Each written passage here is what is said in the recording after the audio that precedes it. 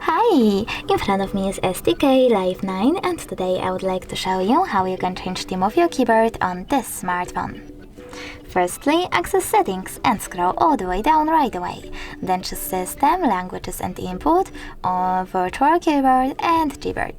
Then go into Theme and tap on Show All to see all available ones. When you're ready, you can download one of those images by clicking Add the best one for you. Click on the switcher next to keyboardist to enable or disable them. Over here, and tap on Apply.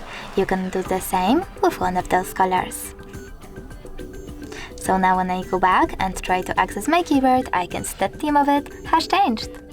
Thanks so much for watching. If you enjoyed this video, smash that like button, comment and definitely subscribe. Bye!